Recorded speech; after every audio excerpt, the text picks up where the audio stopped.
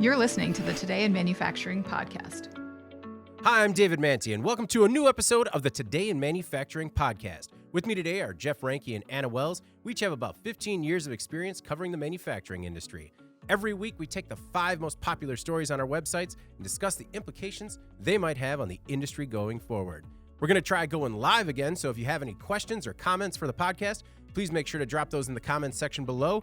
And before we get started, make sure to like, subscribe, and share the podcast. You could also help us out a lot by giving us a positive review on whatever platform you use. And if you want to email the podcast, you can reach any of us at Jeff, Anna, or David at IEN.com. Anna, are you excited for going live this week? Yeah, I am. And if David says the F word accidentally, it's live. And just know that it is less times than he normally says it in the span of an hour. He is trying, I think. I really have to restrain myself a lot. Jeff. Yeah, especially with having the microphone in front of you, I think there's just sort of a normal tendency that you have to share your thoughts without any type of filter right there. So, yeah, it's the cursing in the office is abundant. All right. Again, before we get started, comments and questions below, and we'll get to those around the final thoughts. Let's get started with our first story this week. Anti-drunk driving tech featured in infrastructure bill. Tucked somewhere deep in President Joe Biden's 2,702-page, $1 trillion infrastructure bill is some precarious language. According to Reuters, U.S. regulators would be required to mandate technology that would prevent drunk drivers from starting vehicles. The U.S. DOT would have 3 years to come up with the rules and technology, and then automakers would have 2 years to implement it. If regulators didn't get it done in 10 years, the department is required to report to Congress.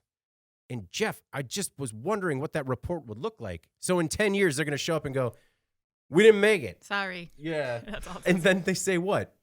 We'll go back and get it done. Okay, so you just described that in about 30 seconds. Why did they need 2,700 pages? What is...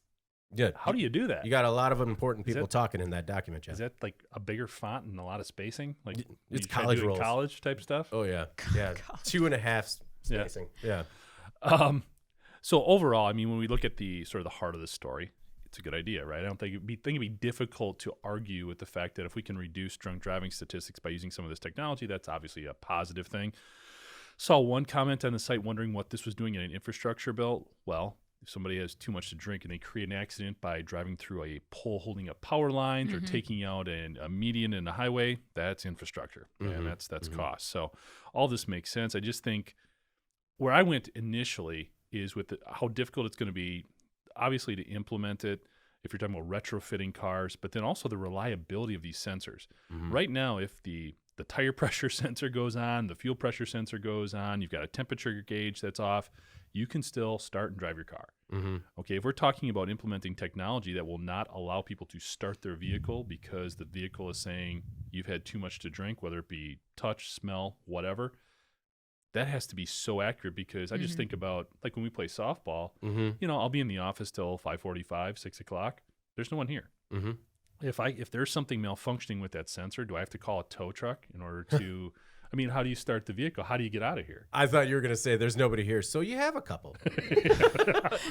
No, but you're right. I mean, you get stranded, and the reliability of those sensors is still lacking. Yeah.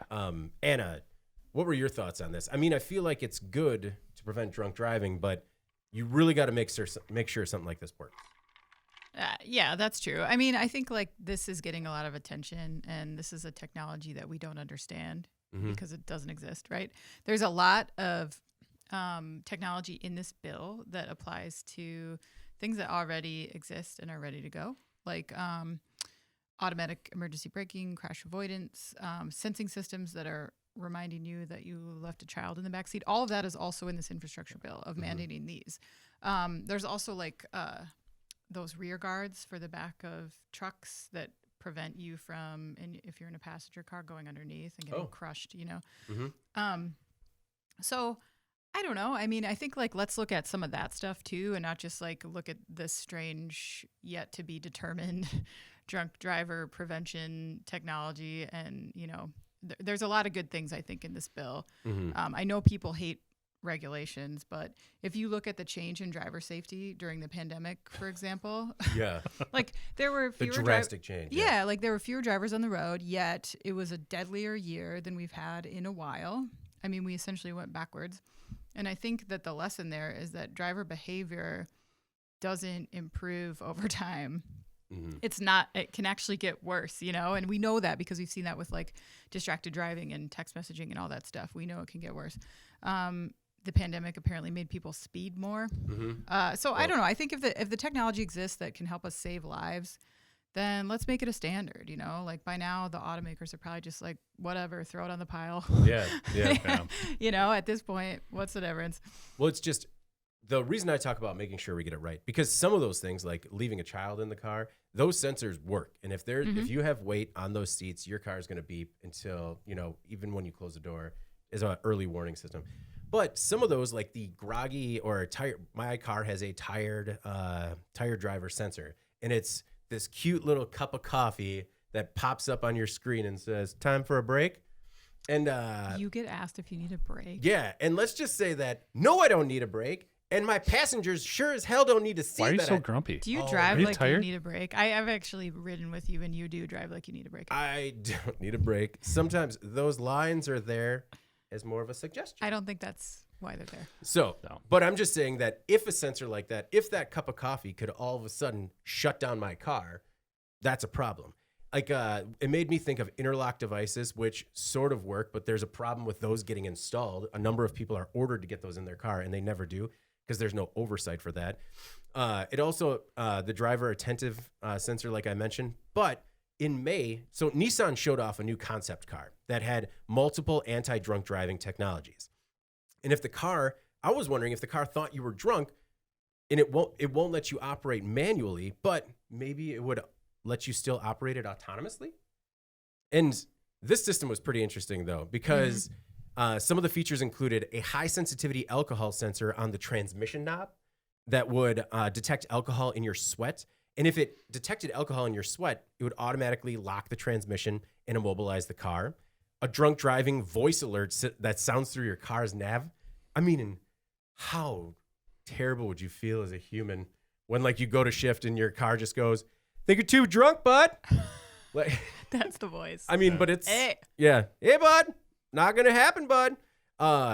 There's also alcohol odor sensors that incorporated into the driver and passenger seats that detect the presence of alcohol, which I thought could be a slippery slope, but that was, again, just an audible alert. Because, I mean, there have been times where you're driving 2 or 3 people in that car and there's an odor. Also, when alcohol is detected, when it detects, you get the message alert. And then camera that monitors the driver's face and another system that monitors the behavior. So all of these systems on this one concept car, I think could make a big impact. And then in May, the Mothers Against Drunk Driving released a report of more than 241 examples of auto tech that could help prevent drunk driving. So there's a lot of this stuff out there. Well, and I think that's where it could be great. Yeah. But these are some of the obstacles that they're facing. And when I look at some of this technology too, where do you stop and start? Okay, so we're focused on drunk driving right now. No one's going to argue that. But we were talking about this the other day. I don't know if it's like the Fast and Furious effect or whatever, but if I see another Mazda Miata cut across 3 lanes of traffic just to exit because they think they can and they're being cool, I don't know what. I mean, I'm going to have some serious road rage here. I mean, how about some sensors to prevent those people from not doing that, or lock the car up when you start doing that kind of crap? Now who's angry, Jeff? Yeah, no, I'm super pissed. I mean, these people are just idiots, and they're putting dozens of people in danger when they're doing this stuff. No, and I understand that it can be a slippery slope in terms of too much regulation going into a car.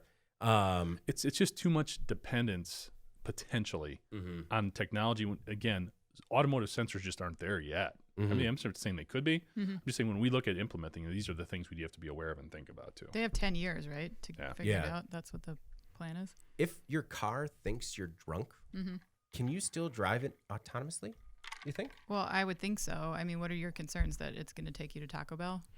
No, that would be my destination. That would be the purpose. It'd be a default setting. Yeah, Exactly.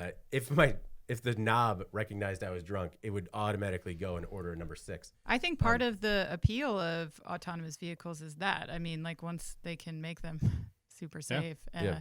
That they would cut down on some of that driver behavior problems that are causing accidents. Yeah, my only thought was how, you can be, sleeping in the car with the keys still outside of it or whatever, but still like kind of get in trouble for drunk driving now, Oh. But like, I just would hope that once autonomous driving technology is realized, that's also something that, you're not penalized for. Yeah, I don't know. I don't know either.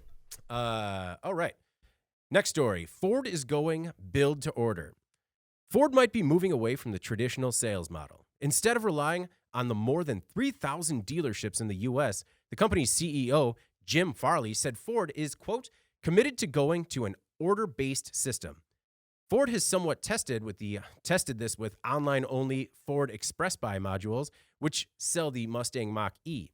Ford says the pandemic shifted buyers from traditional in-person dealership experiences and test drives to shopping online for specific features that they want. Ford also said that the chip shortage has made buyers more patient.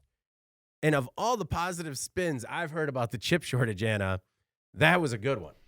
They're forced to be more patient. Yeah. I don't know that it's like a voluntary thing. Yeah. I don't know. It's an interesting story. Ford announced earlier this spring that its China operations would be moving forward with establishing like a direct sales network for its EVs. Mm-hmm. They were offering what they called a one-stop everything online experience, which includes service, pickup, delivery, all that stuff.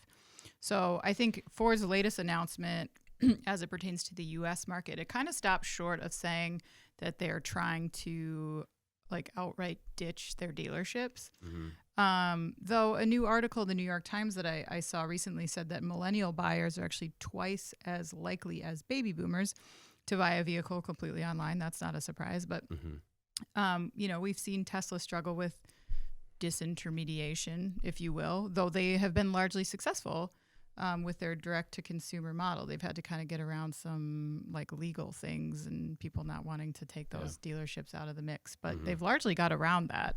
I think for Ford buyers who are probably a bit more demographically diverse than your average Tesla buyer, I think there will be a place for dealerships for a very long time. Mm-hmm. But I bet if you're Ford, I bet if you're a Ford dealer, you should be bracing for the impact of potentially a shifting in volume for you. If Ford is going to take a bite now out of your ability to sell, to a certain set of consumers, if they're going directly online, because what Ford was saying essentially, and a lot of people is that like in Europe, people just buy cars exactly the kind of car they want, and then they just wait for it.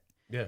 And we don't do that here. We go to a dealership and we buy like an approximate version of what we're looking for because it's there. Yeah. It's an inventory. It's got a good hand feel. But now, as you mentioned, consumers are getting more used to waiting for things. Maybe they think, well, this isn't so bad if I can order down to every single spec item that I want, and I have to wait a couple months for it, I will. Mm-hmm. So I don't know. I think we could see more of this. Jeff, we had a coworker bought his new car sight unseen online, and it gave me anxiety. Could you do it? Yeah. I think if you know what you're getting, if you have an idea, approximation, what you're looking for, this isn't that new. You can do this right now. Mm-hmm. A while ago, I wanted a specific vehicle. I wanted to have a sunroof color, interior, stuff like that. So it was kind of this process. I did it through the dealership at that point as opposed to going online. Mm-hmm. That was 15 years ago, so that's why. But having a custom-made vehicle isn't that new. And we've talked about this in so many other facets of manufacturing. It's kind of about time that this got a bigger push on the automotive side. We've talked about design for manufacturing models. We've talked about build to order and greater levels of customization in any number of products. Mm-hmm. I think it's a positive thing here for Ford and really for the automotive sector overall, because inventory issues have always been what's gotten them in trouble. Mm-hmm. Yeah. When you look at the recession back in 2008, automotive was in trouble because they had all these vehicles and they were making all these vehicles and they weren't making any money on them because they ended up having to sell a lot of these late model options to rental car agencies and fleets and things like that. So this makes a ton of sense in terms of controlling that inventory. I don't think dealerships are ever going away. Maybe this type of model has fewer of them, and maybe there are fewer vehicles on the lot. Don't think that's a bad thing for anybody, even the consumer. Because you can still, I think you'll still be able to go there, but then you are going to be locked in a little bit more. Yeah. Hey, we got a blue one, a red one. We got these two engines. If you want it right now, this is all you got. However, there is this other option. Yeah. I think what'll be interesting if this does really catch on and become more of the preferred channel in terms of vehicle buying is what that does to the used car market. Yeah. Because potentially if you're buying something that's it's customized to exactly the way you like it, you might hold on to it longer. There's going to be fewer potential vehicles out there coming from some of these other areas that have been producing more used cars like rental cars and fleets and stuff like that. So I think that would be kind of interesting too to see what that does to the used car market, which right now is already at premium in terms of pricing. So if there's less stuff out there, I mean, the used car market could also really benefit potentially from something like this. Yeah. Because there'll be lower inventory levels driving up the price. Or dealerships end up selling only used cars. Yeah, absolutely. So I mean, I think it makes a ton of sense for Ford, and borrowing off of what Anna said about Tesla, I mean, their sales have continued to go up, and that's how they do this. So It's the only way they do it. Yeah. I was interested in the number of potential jobs that would be impacted by this. According to Ford, its dealerships employ more than 170,000 people in the United States. So I thought if it did disrupt this model, regardless of the timeline, that's a lot of people possibly out of work. Well, just the one caveat I think there is, I mean, we think about the salespeople and stuff like that and financing and all of those folks. The financing is still probably going to be there, you think, and also the service part of the dealership's business, I think, continues to just escalate. So that's why a physical location, whether they're selling or fixing, it's always going to be there.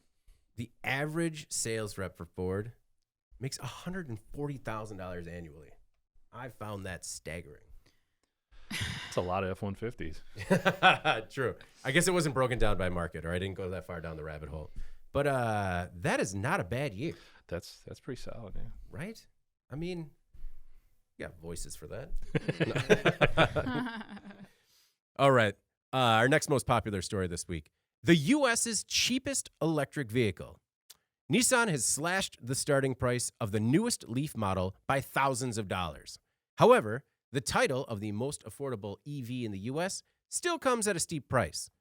The 2022 Leaf will start at $27,400, down more than $4,000 compared to the 2021 model. With the federal tax credit for EVs, the starting price could drop below $20,000. The more economic version gives you a range of about 150 miles, but if you're willing to spend $10,000 more, you can get a range of about 200 miles per charge. Jeff, is this enough to entice you to maybe have that second car be an EV? A Leaf. No. and here's what I don't get. I think this type of approach is, if you're into EVs, maybe this gets you to double down on it, make you feel better about it, maybe get that second vehicle because it is more affordable. But when you look at changing a paradigm, I almost feel like this feeds into all of the negative thoughts about electric vehicles, with them potentially not being as reliable. And I'm not saying they are. I'm saying this is sort of the buyer perspective on this. If you lower the price, it almost makes it feel like a cheaper option, which in some people's mind can also mean it's not as good. Oh, man, they can't win. I mean, I don't think this is the right approach to take here. Yeah. When you look at the best-selling vehicle in the planet, right around the planet, or in the U.S. right now, being the Ford F-150, it's the most expensive truck out there. Yeah. It is, and people still buy it because they like it, they're attached to it, and because it has quality and reliability all over it. If they really want to focus on something to get people to buy more EVs, that 300-mile range, that's got to be the standard. Yeah. I don't think 200, because if you fill up your gas tank, if I fill up my gas tank right now and I say how many miles till the next fill up, it's over 400 miles. Yeah. So when you're looking at less than that, less than half of that, it's not going to change people's minds. I don't think this is the right move if you're looking to get people to buy more EVs. See, the only reason I disagree is because I'm the exact opposite side of that, where I looked at this and I'm like, okay, we're looking at replacing our second car soon. This is finally a price point that I could, for lack of a better term, gamble, where I would feel safe replacing my second car with this and just trying it out. I don't know, Anna, if you what your thoughts were on the new cheaper Leaf. Well, I just thought it was kind of interesting timing, I thought, for this move, since the auto market is in such a weird place right now. So if you've been following the string of earnings reports from the biggest automakers, which is like GM, Ford, Stellantis, Nissan, BMW, Volkswagen, pretty much everyone, their financial reports sort of buck the narrative that the automakers are really struggling to survive in the wake of this unprecedented supply shortage that they're facing. The reality is they're all posting enormous profits right now. And that's because the lack of inventory is driving up the price on vehicles. Consumers are the ones that are suffering because there's competition, there's very little inventory, prices are high, they don't have much choice, right? Right. So why is Nissan lowering the price of the Leaf now? It might be an interesting strategy, I think, to gain an advantage by grabbing this sort of entry-level price niche during a time when Nissan's cash flow is finally improving. Because Nissan basically had like 2 years of garbage reports after their CEO fled Japan in a box, which is a totally normal thing that happens to a lot of companies.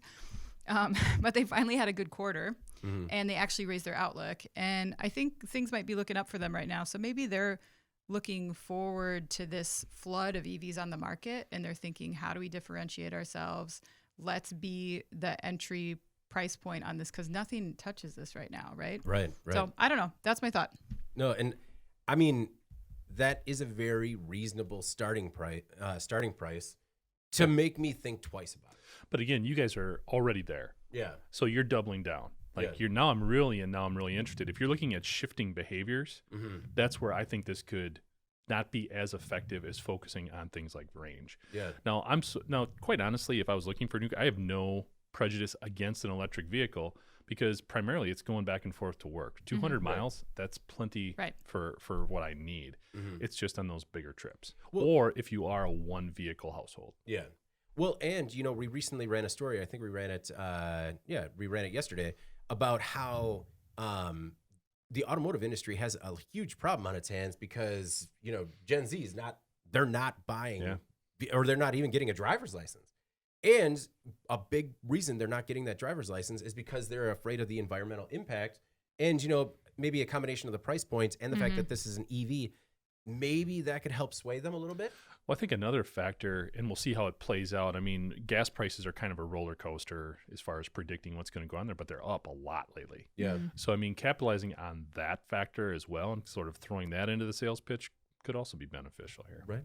Can I go old man for a second and just say, I can't imagine not getting my license the day it was available. Sorry.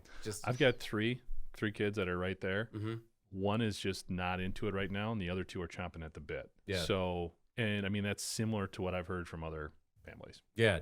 I was just flying down the gravel road, waving out, and maybe not coming back. But, I was thinking about that, though. The weird thing is, like, it was such a social connection with getting your license and being able to go someplace and do stuff and hang out. Yeah. I mean, they've got a phone where there is a substitute for that. It's not, that's true. It's not the same as being there. I'm not trying to say that. Yeah. But, like, there's just not that same drive or that same need, because it's so easy to connect and do stuff. They hang out all the time and do whatever right on their phones. Yeah. Remember when your group chat, somebody would be on the internet in your house and you would pick up the phone and would be like, and then you couldn't call anyone, and that was just what happened. Yeah, it would also break your connection. I was playing Doom.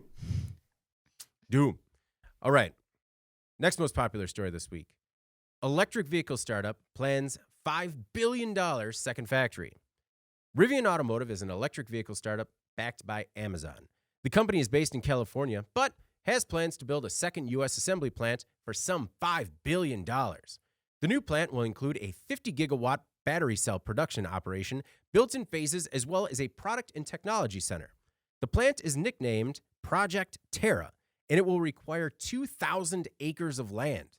The announcement will be made in the next couple of months, and several states have made bids for the factory.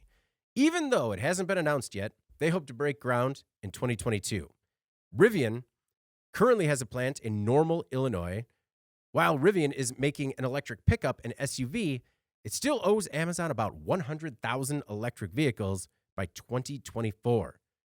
Jeff, I feel like we talk about startup electric vehicle companies all the time, but when you're backed by Amazon, you got a safety net. Yeah, which is the good part of this, right? But how is this company already looking at a valuation north of $50 billion? I want to come up with valuations. I mean, just be like, what is that? They just make up numbers. Like hyphen Amazon, 50 billion. And like if Bezos is at all attached to this, like they're going to build it in Texas, right? Just so they can like be right next to the Tesla plant and be like, ours is a little bit bigger, So that's a cute little factory you have over there, whatever you're doing. I'm but sorry, Giga, is that what you call it? That's It's adorable. adorable. Yeah. Our softball team can beat yours any day. So, I mean, it is cool that, again, I mean, when you look at what they're trying to do, the fact they have Amazon's backing, and the fact that it is unique in terms of they're looking at trucks, or a truck, an SUV, and then a fleet vehicle. We got on Bezos a little bit for going up to space and looking at taking factories up there and stuff. Well, Yeah. this is something that would help from an environmental perspective, having an electric fleet of vehicles. I mean, that's a positive thing for them to be attached to. What was cool here, we were just talking about Nissan cutting prices on electric vehicles, the range being about 200 miles. These are $70,000 vehicles with a 300-mile range. So if that's what they're looking to build on and create a $50 billion company, it's an interesting departure from what we were just talking about too.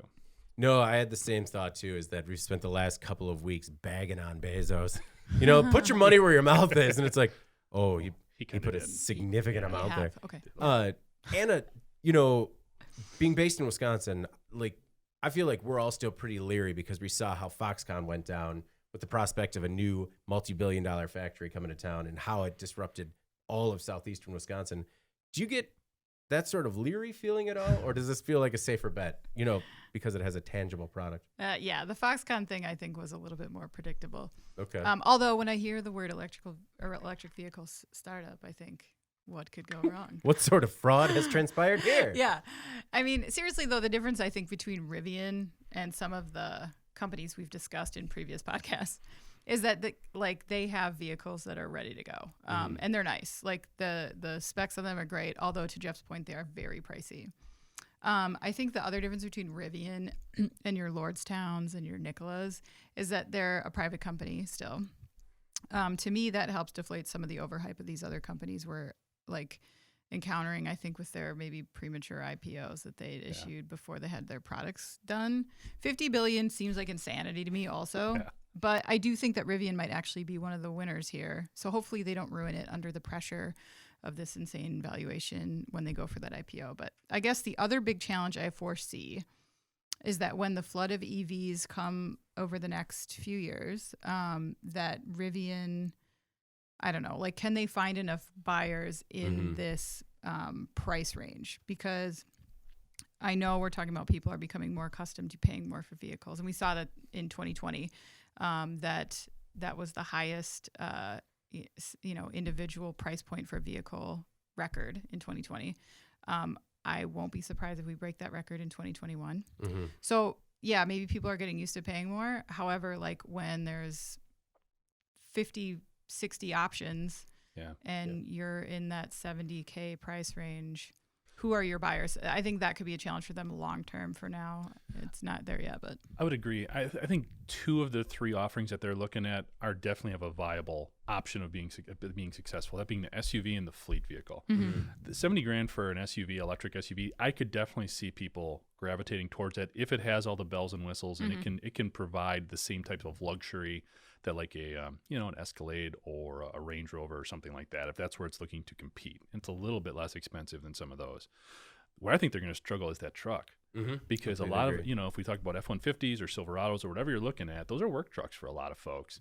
And I think there's still going to be some hesitancy, going back to all the stuff we were talking about before, with having a pickup truck as your work vehicle. Because you don't know what your day is going to be like from day to day. Well, and there is going to be the F-150 Lightning option. So you're right. Where Rivian wants to beat Tesla and Nikola to market with an electric truck and the SUV that you mentioned, I mean, I feel like they should just focus on serving their master, get the Amazon deal done. I mean, there's a lot on the line there. There's a huge order, and you could crush the fleet vehicle market without trying to be the first to market electric truck. Yeah, that's a good point. I don't know. I just, priorities, man. All right.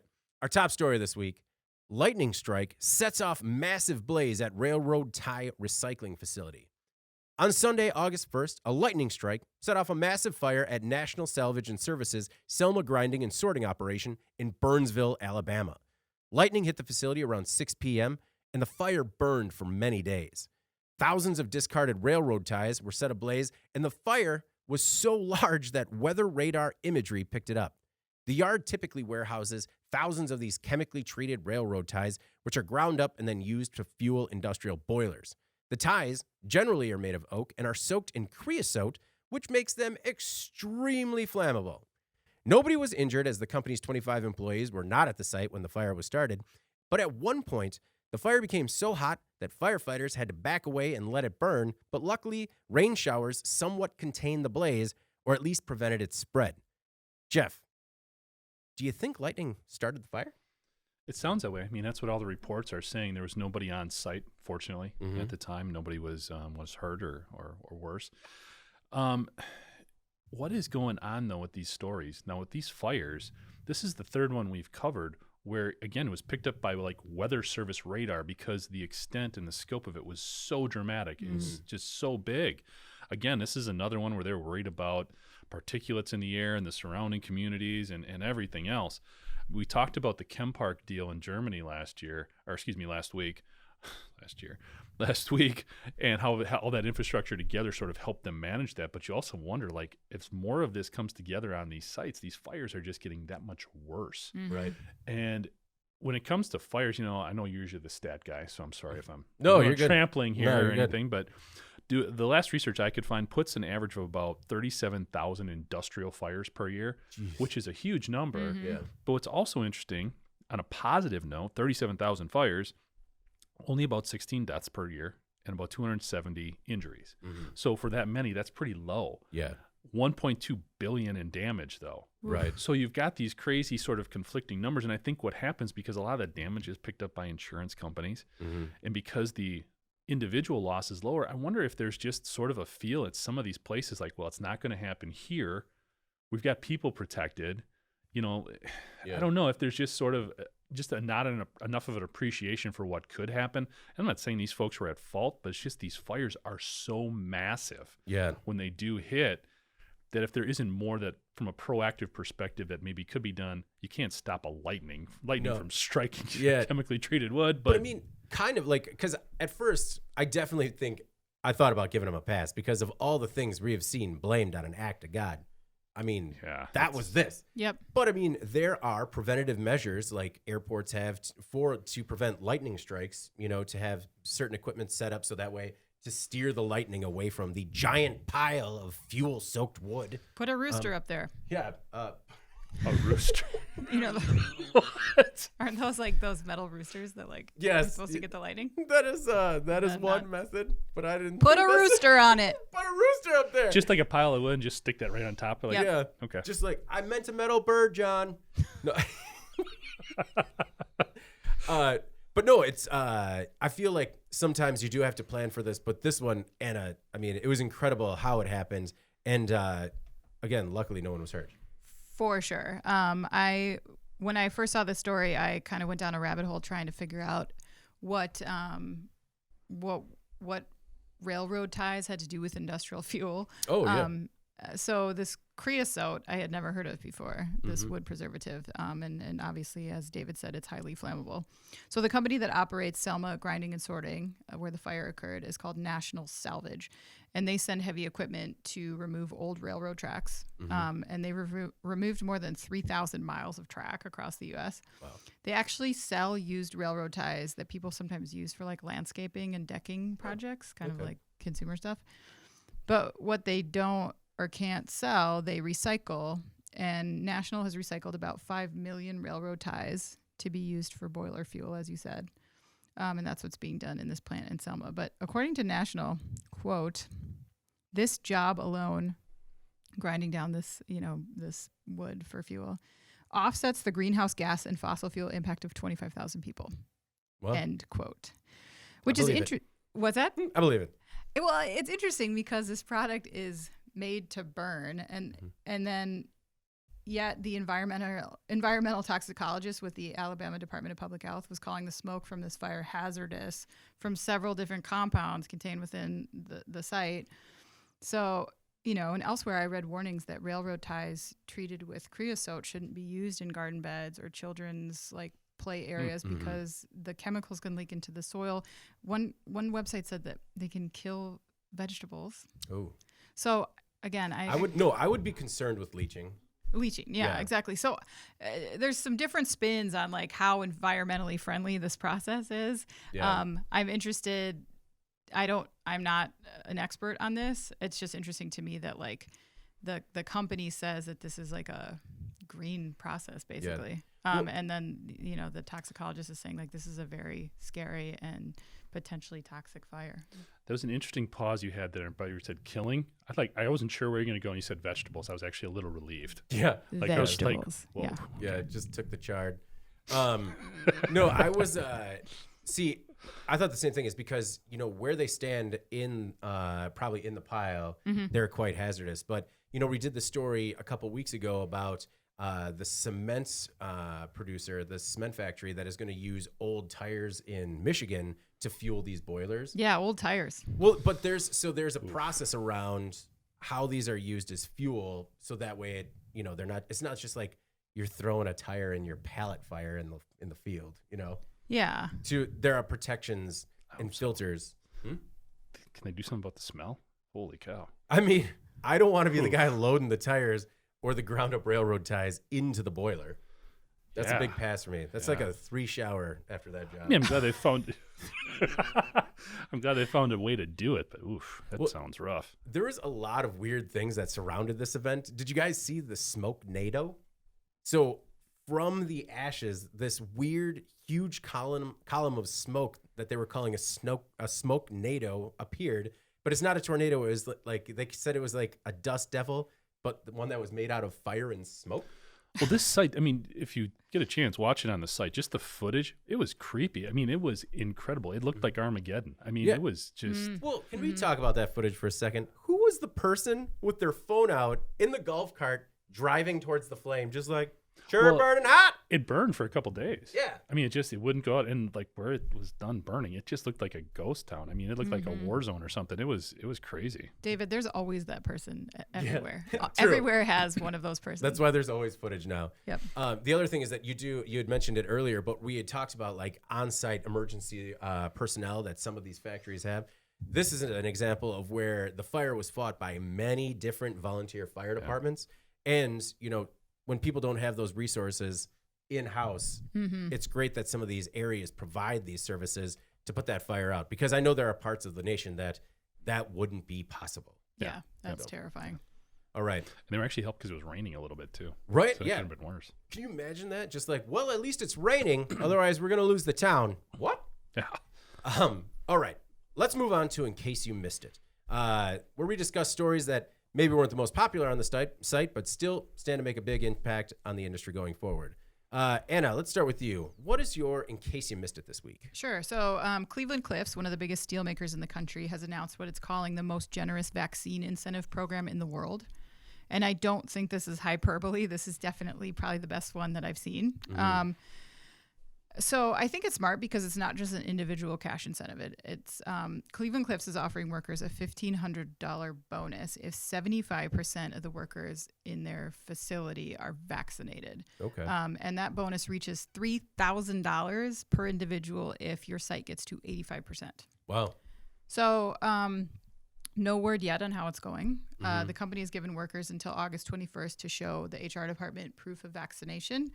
And if the facilities don't reach these thresholds, then each individual who is vaccinated gets a $200 bonus. So that's nice. I don't know. I like this approach. I know mandates are here and they've been a bit controversial. I don't want to get into that debate now, but I would say this.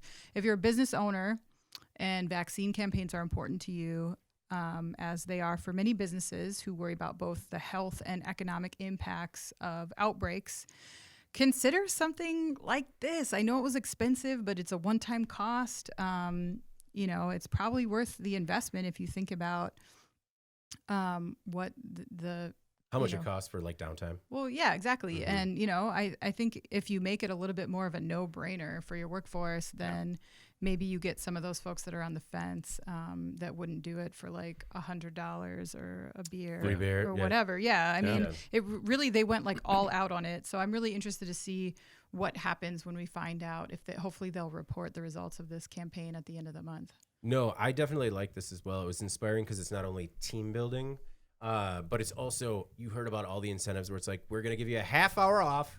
You'll be paid for your time. Yep. It's just like, I don't even know if I'd do that. Well, I think it's a good point too, Anna. You brought up, there's some folks who have very adamant feelings about it or health reasons why. But if you're on the fence, I mean, what a great incentive. I mean, that's amazing that this company was able to do this and has the resources to do it.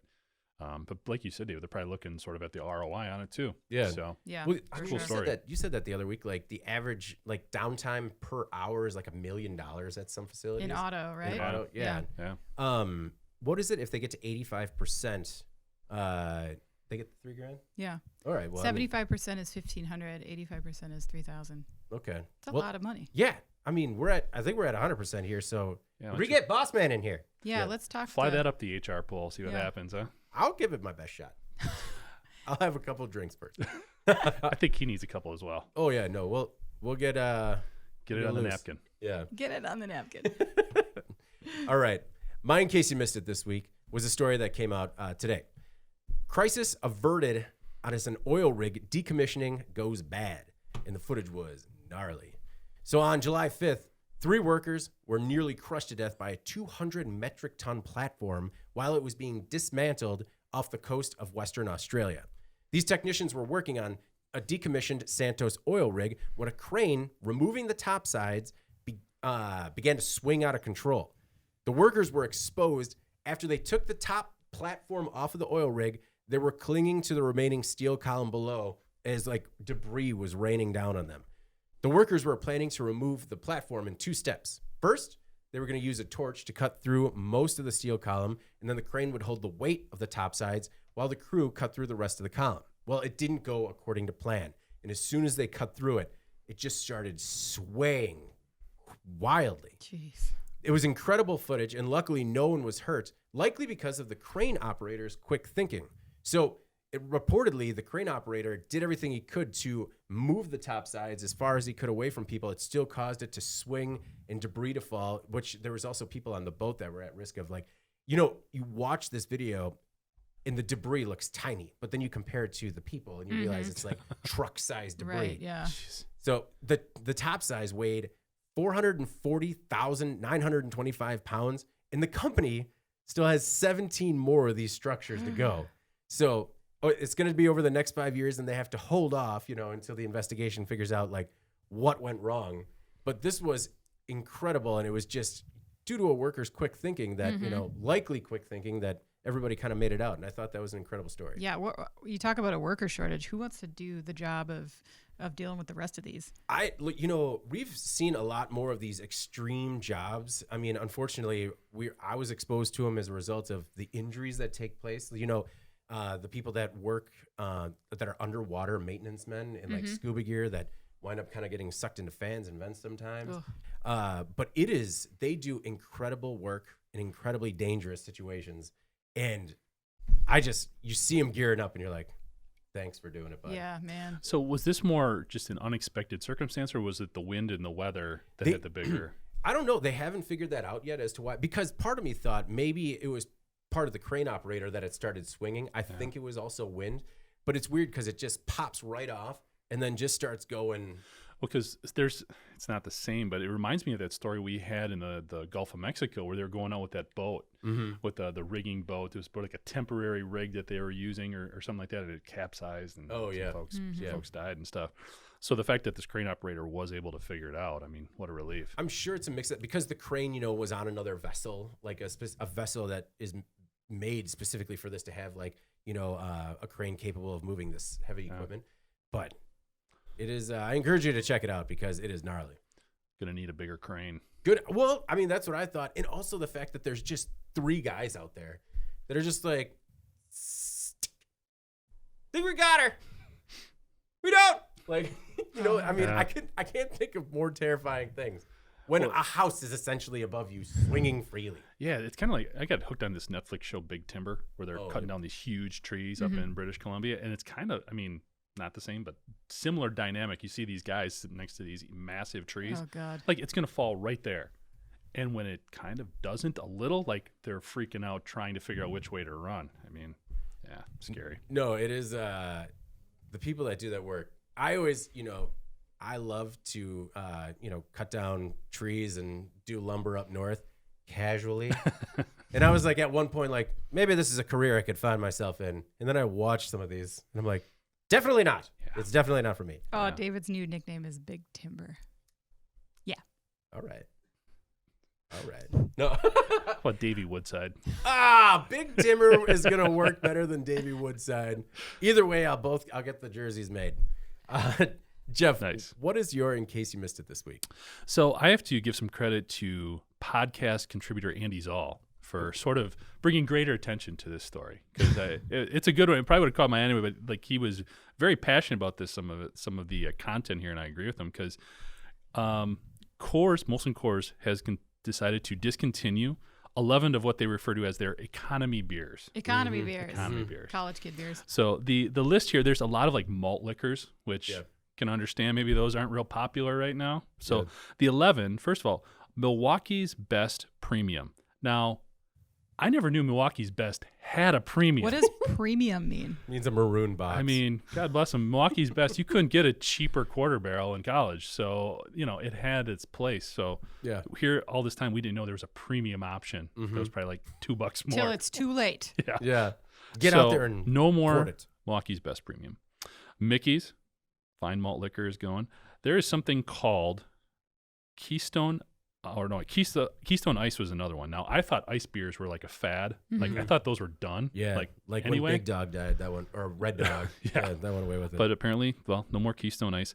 Something called Keylightful, which is like some sort of fruity beer that Keystone does. I don't know how that could go well.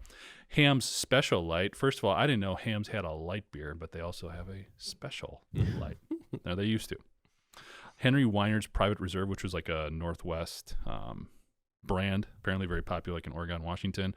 Icehouse Edge Magnum, which was a malt liquor. Steel Reserve 211, and Old English HG 800. A couple of other 40-night favorites. Yeah. When everyone's got their 40 hands on. But the one that caught my eye, and Andy's as well, was Miller High Life Light.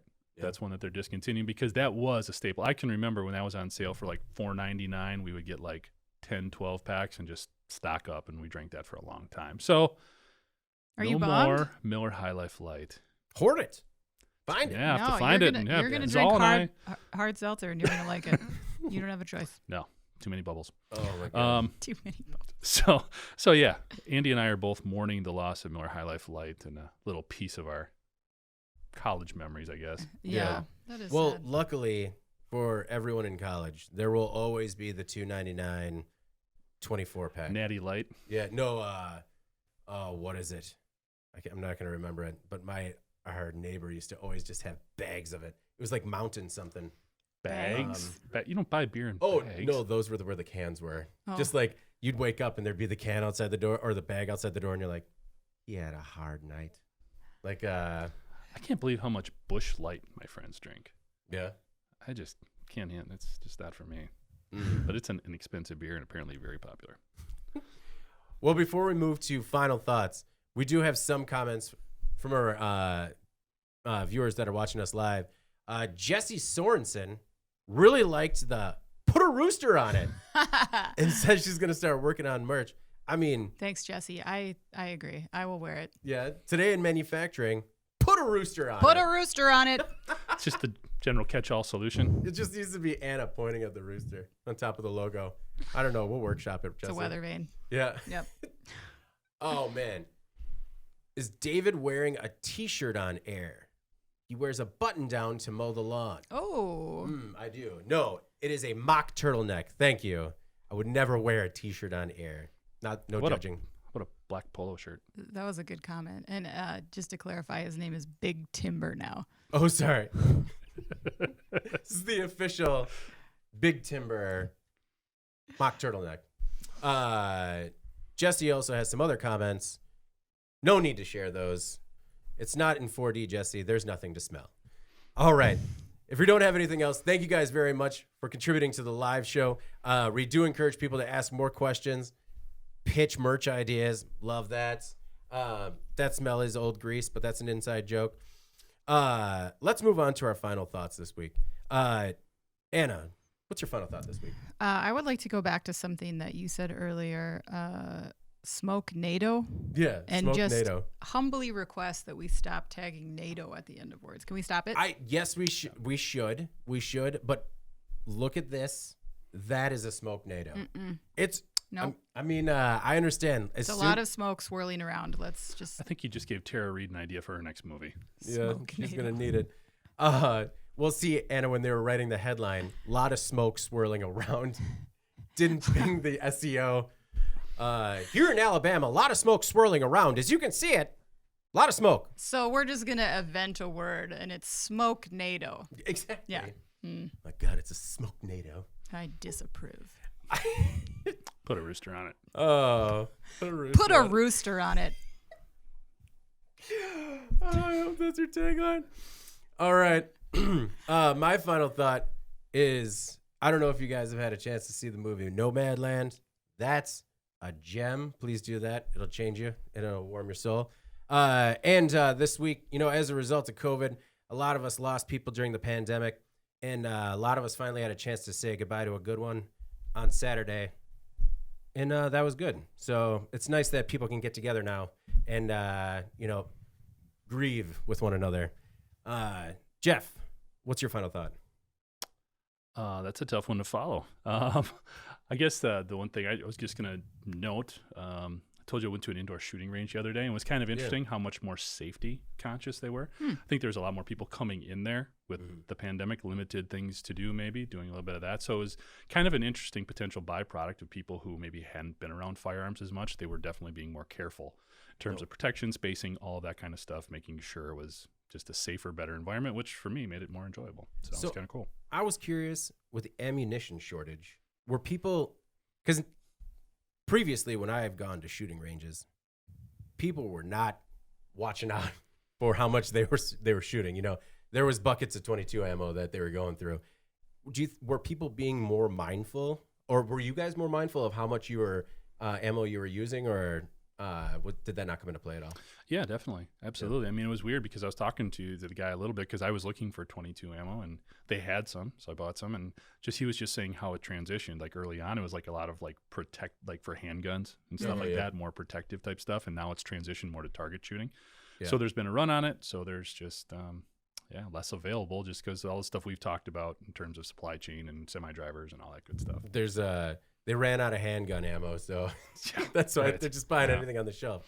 All right. Well, let's get out of here this week. All right. Before we get rolling, please make sure to like, share, and subscribe to the podcast. And to email the podcast, you can reach any of us at Jeff, Anna, or David at IEN.com with email the podcast in the subject line.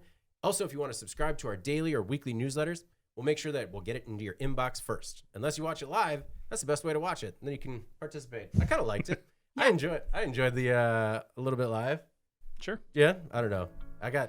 Gave me the butterflies a little bit. Oh, you get a little nervous? I got quite nervous. Yeah. All right. For Jeff and Anna, I'm David Manti, and this is the Today in Manufacturing podcast. We'll see you next week. Thank you for listening to the Today in Manufacturing podcast.